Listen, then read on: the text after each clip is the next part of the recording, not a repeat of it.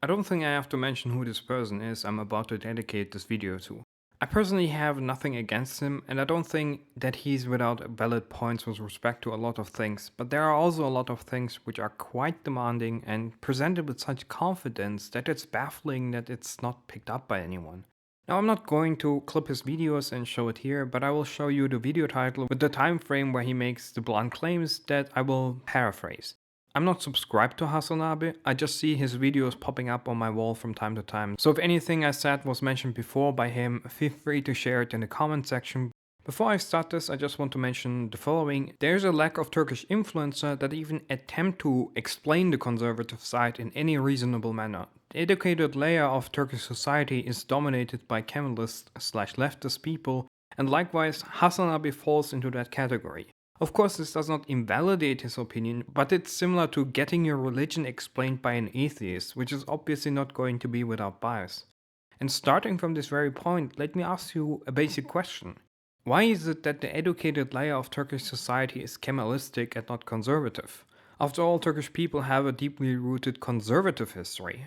The reason for that is because most of the money was invested into Kemalistic dominated areas, meaning the interior of Anatolia as well as regions like the Black Sea coast were pretty much ignored for decades.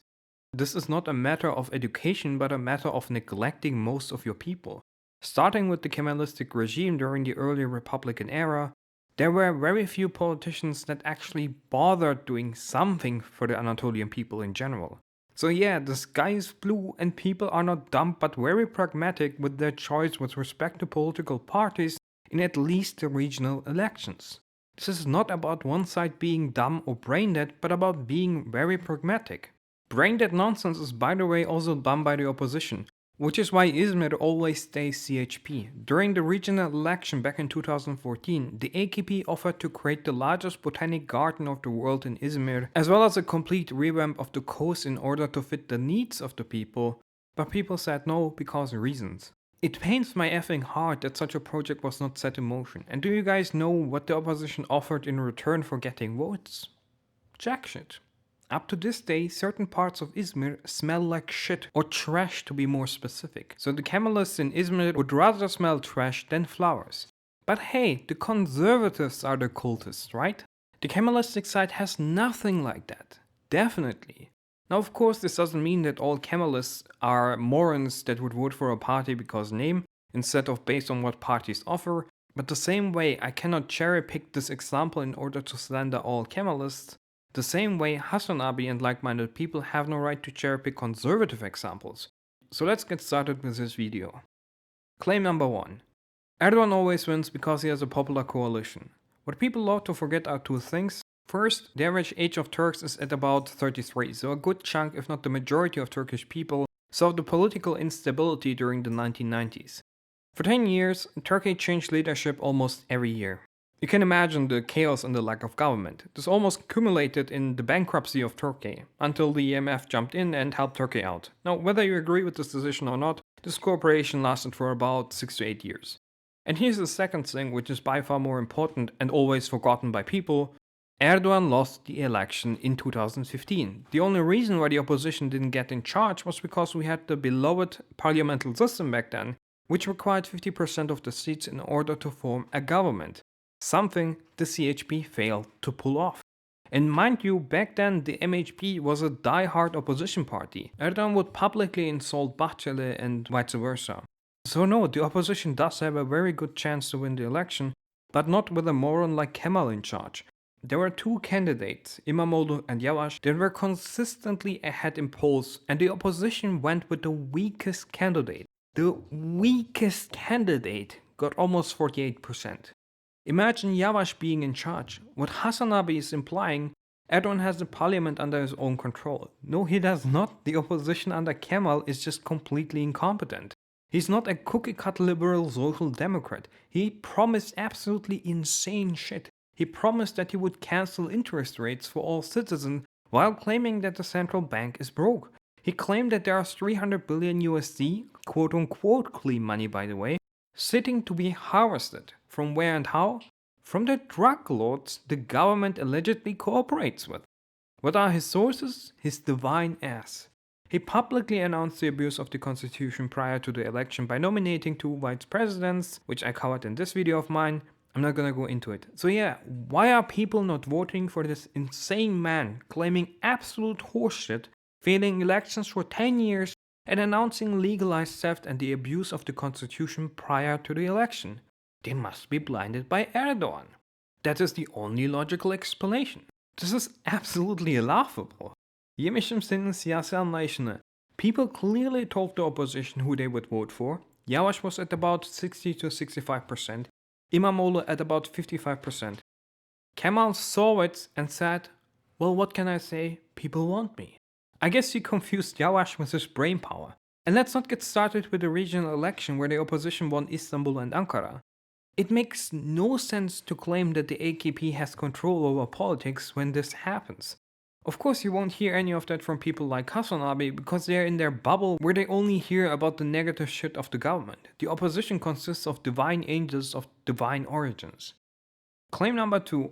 Erdogan is only popular because of his religious conservatism / anti-imperial figure and whatnot. Often people like HasanAbi or even channels like the Young Turks boil a complex matter down to, oh, Erdogan just built some roads and people started worshipping him. Yeah man, you're the smartest son of your mother and everyone else is just dumb.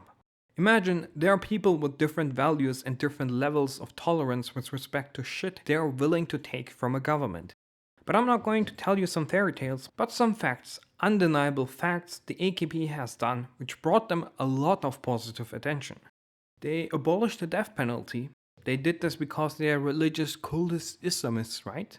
They reformed the constitution with the 2010 referendum. I covered this in this video of mine, but basically the military installed the constitution at the cost of the Turkish people back in the 1980s, and this referendum was aimed against it. The Turkish opposition was fundamentally okay with reforming the constitution, they were just not okay with the judicial reforms the AKP intended. Whether you want to trust the Turkish opposition on this or not, international organizations still hailed this process, which does for example include the Venice Commission. So all in all, this was a major constitutional reform with positive outcomes for the people. If you bother looking at Turkish political history, you know that the first proper election started in the 1940s. Turkey was up until the mid-1940s in a one-party dictatorship, and I'm not even implying anything bad here.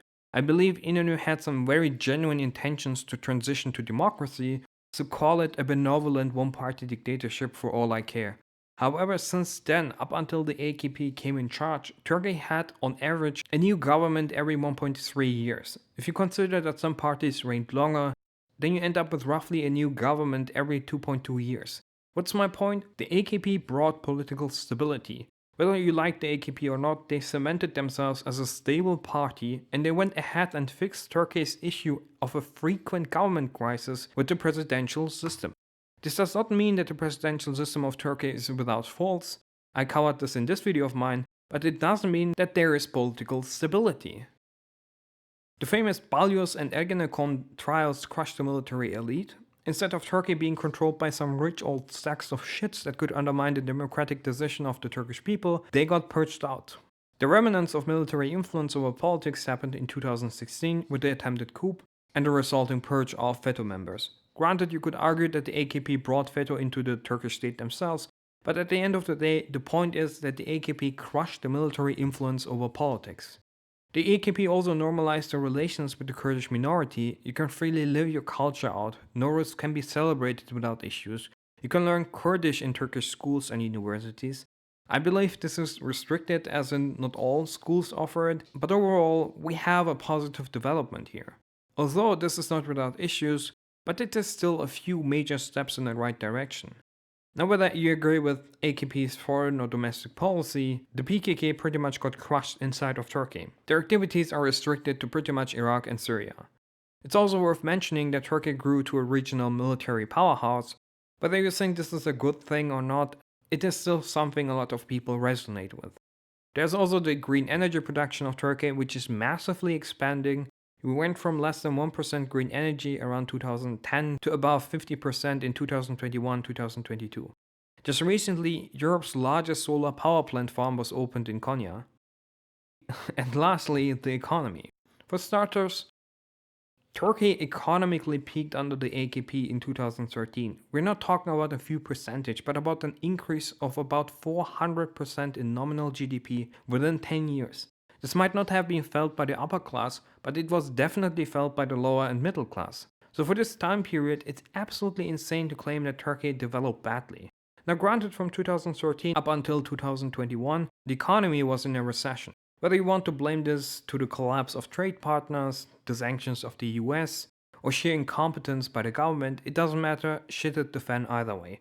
I will come to the reasons why this happened in a bit, but to cover another point of this, nominal GDP increased last year by over 5% and it is expected to continue with 3 to 4% for the upcoming years. Although inflation is still high with around 40%, it is expected to fall further and wages actually outpaced the inflation last year, which is why minimum wage increased to around 400 USD a month. This is still lower than the 2013 values, but the point is that it is going upwards with the economy, not downwards as he is implying. People are still less wealthy than back in 2013, but still wealthier than 2019-2020. Most importantly, Mehmet Şimşek became the new financial minister. He is known to follow traditional economic policies, and he also has trust internationally. So this is going to be a hot take, but I have to mention this. You can acknowledge all of these things and still be a non-AKP voter. There are many other reasons to complain about the AKP. We do not have to make up reasons, as I have explained in this video of mine. It's important to criticize, but it's equally important to stick to the truth with things that work in the country or improve or seem to work. This brings me to claim number 3. People dump. Because earthquake hit areas still vote Erdogan. Back in the 2019 regional election, İmamoğlu promised that he would make great progress within a few years to make Istanbul earthquake safe. This was his promise prior to the regional election. The opposition won Istanbul, Ankara, and Hatay. The mayor in Hatay, the province the earthquake hit, was controlled by the opposition. Now, after a few years, İmamoğlu entirely backpedaled with his claims and claimed that he can't do anything about earthquake security, not even if he has 100 years. I covered this in this video of mine, not going to repeat it. Now imagine, people are not blind or deaf and they hear about this. The people trusted the opposition with respect to earthquake security, they got betrayed, and when the earthquake happened, the opposition was quick to blame the government. Not a single bit of responsibility was taken by the cowards in the opposition. Now think, my brother, your beloved opposition entirely backpedaled on a very important promise and started shifting blame when the earthquake happened. Why the fuck would people vote for the opposition after this? Is it really that hard to understand? I'm not even saying that the government is without faults here, but the primary responsibility lays with the mayor, with the promise of the opposition, with the backpedaling on said promise. There are laws in place. Turns out a lot of people in the construction sector didn't give 2 cents about it. So now the enforcement of laws is the responsibility of the legislative? Do you even balance of power, brother? Do you even logic? Feel free to shit talk the government as much as you want to, but the opposition takes massive responsibility in this mess as well. You cannot just blame the people or the government and pretend that the opposition did nothing wrong.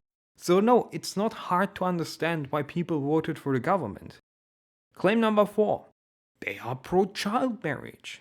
This entire topic about child marriages came from the following. There are child marriages in Turkey. This is an undeniable fact. I will come to the numbers in a bit.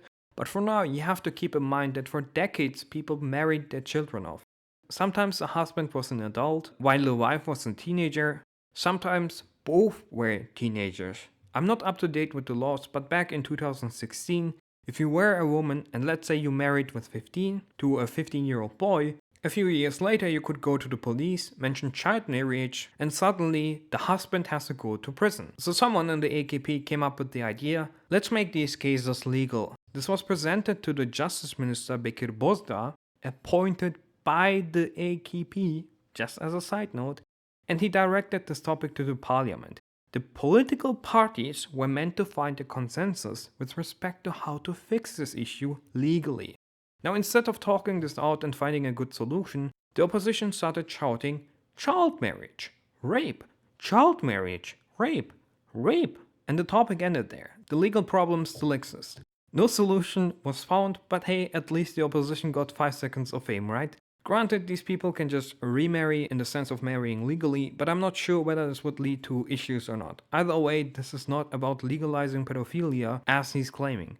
I think the AKP was very stupid with such a quote-unquote solution, but this is still not about rape or promoting child marriages. This topic becomes insanely disingenuous when we consider the fact that the government is working with UNICEF to prevent child marriages. And if you bother looking at the statistics, you will realize very fast that the government is very successful in preventing child marriages. There's a clear declining trend of early marriages in the report done by UNFPA, except for the comparison between 2013 and 2018, but we can also look at other sources. Euronews has a year-to-year comparison, and we can see a sharp and clear decline of child marriages.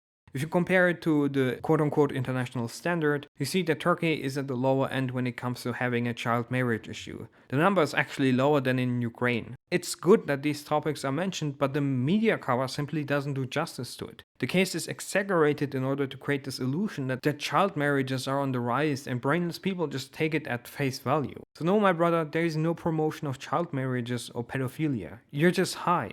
Claim number 5. Turkey is just printing money. At least that's what he's implying. The funny and ironic part is that this was said right before watching a video from Money and Macro. They actually do have 2 to 3 videos explaining the issues with the Turkish economy, and of course he doesn't watch the video. The videos where the issues are explained are these 2, as well as the one he was about to watch. To sum it up in a nutshell, first, Turkey imports more than it exports, so lira loses value.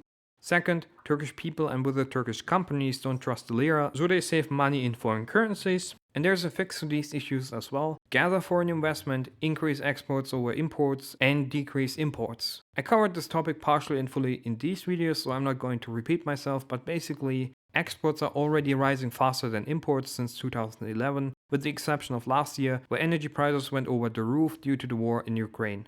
Imports are reduced with massive investment in green energy, which will make Turkey more energy independent.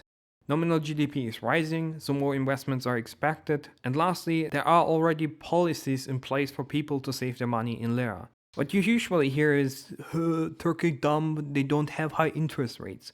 Turkey does have high interest rates. The problem is just not fixed with it. It's just nonsense to claim that this issue can be fixed with even higher interest rates, or that the government is just printing money. You frankly speaking have no effing idea what you're talking about. So yeah, maybe, just maybe, read more than just the headlines of newspapers and bother going a bit further into the topic.